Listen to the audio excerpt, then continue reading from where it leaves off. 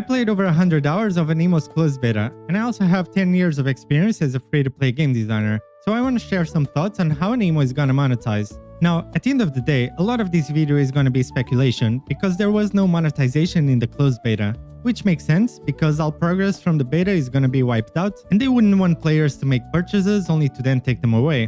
But we do have some critical statements from the devs, and there are a lot of systems and patterns in the game that are common across free-to-play games of the genre, so I believe I have a pretty good idea by now of what we can expect.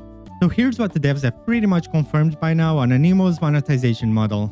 No gacha, no locking Aniimos behind paywalls, no pay-to-win, especially with Aniimo actually having an optional PvP mode, the primary focus on cosmetics monetization, which includes cosmetics for your character, your Aniimos, your RV park, and your homeland, which is pretty much like your home base.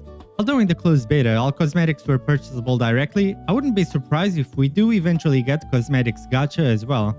However, a primary focus on cosmetics does not mean necessarily that the game is going to be 100% monetized on cosmetics. So I want to read between the lines here and draw from my experience in free-to-play game design to predict what else we can expect from Aniimo's monetization. Now, this is where the speculation starts as we have no actual confirmation on these details. First, the premium currency Glimmer. Almost every free-to-play game has two main currencies, a soft currency which you frequently get in abundant amounts, and a hard currency or premium currency, which you get more scarcely in lower amounts.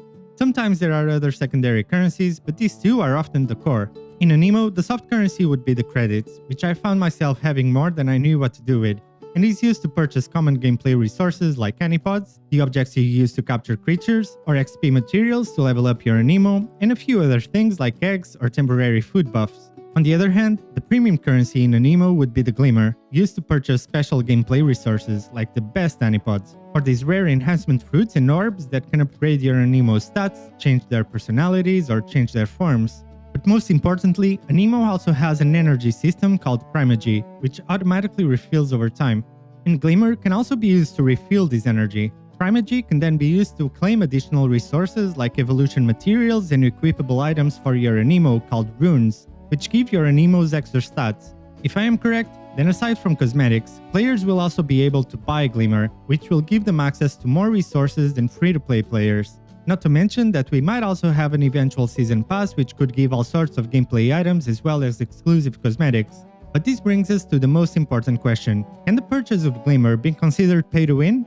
I will let you draw your own conclusions when the game is released, but I'm going to explain why I think being able to purchase Glimmer is not actually a big deal in Aniimo. First, even free-to-play players have access to a lot of Glimmer for free. I was absurdly rich on Glimmer during the closed beta until I decided to splurge all of it on multiplayer gifts to make an Aniimo trade that I didn't even need to do in the first place, and also on these psyche fruits to try to change the very iconically extroverted fan main into an introverted fan main, which it so happens has a very low chance of working, which is a detail I loved. But being a closed beta, it's likely the devs will still rebalance the Glimmer economy, so this isn't the strongest argument. The second point is that most items you can purchase with Glimmer are not really critically important, they're more like luxury or convenience items that the average player won't need many of in the first place.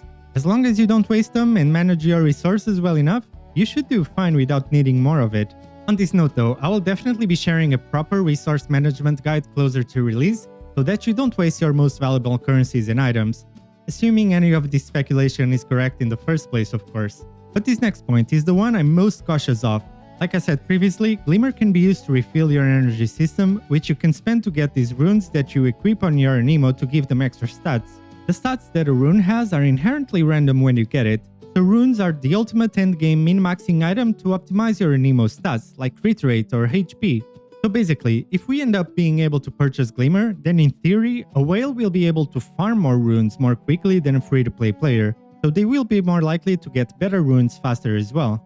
Free-to-play players can still get top-tier runes, but due to their stats being random, it will take them longer to get the very best ones.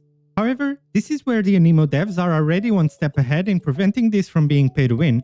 In the current PvP mode, runes are completely disabled. This smartly puts everyone on equal ground and prevents whales from ever dominating the rune game in PvP.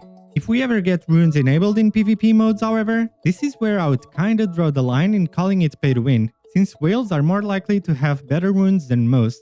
Therefore, without counting runes, the advantages that whales may be able to have, if any, are negligible at best. Even if whales have a small advantage in being more likely to get Aniimos with perfect stats and personalities, that difference will be too small to matter in the big picture, especially since the game is skill-based enough that you can more than make up for a tiny base stat difference on your Aniimos with proper skill and team building. But I would love to hear your thoughts on this, so comment down below and let me know what you think. So to summarize, Aniimo's monetization is mainly confirmed to revolve around cosmetics, and although the purchase of Glimmer is not confirmed, it's likely to be too negligible in PvP to really matter, as long as runes remain disabled in PvP. For the most part, more Glimmer will amount to just some extra convenience or luxury, especially if you don't significantly waste your resources as a free-to-play player.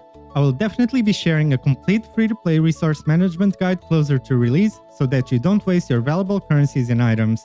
If that interests you and if you've enjoyed this video, then please don't forget to like, hype and subscribe, and I'll see you on the next one.